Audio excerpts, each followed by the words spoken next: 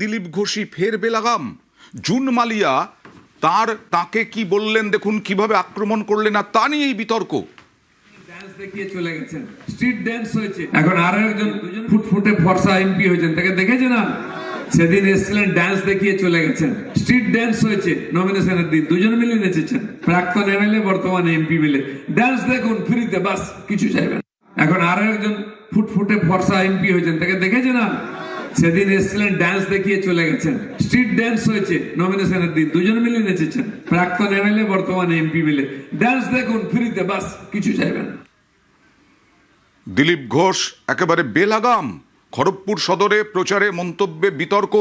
June মালিয়ার উদ্দেশ্যে যে কথা বললেন তাতেই বিতর্ক দানা বেঁধেছে। 2রা এপ্রিল জুন মালিয়া তৃণমূল প্রার্থীর হয়ে প্রচারে গিয়েছিলেন, আর সেই ছবি তুলে ধরলেন বেলাগাম মন্তব্যে। সবসময় মহিলাদের নিয়ে অপমান করা, মহিলাদের প্রতি কুরুচিকর মন্তব্য করা, আপত্তিকর মন্তব্য করা বারবার করে এসছে। খড়গপুরে বিজেপির কর্মীরা নামছে না, ওনার ঝান্ডা লাগানোর লোক নেই, পোস্টার লাগানোর নেই, এত মহিলাদেরকে অসম্মান করছে। ও যেখানে যেখানে যাবে খড়গপুরে মহিলারা ওনাকে বিক্ষোভ দেখাবে।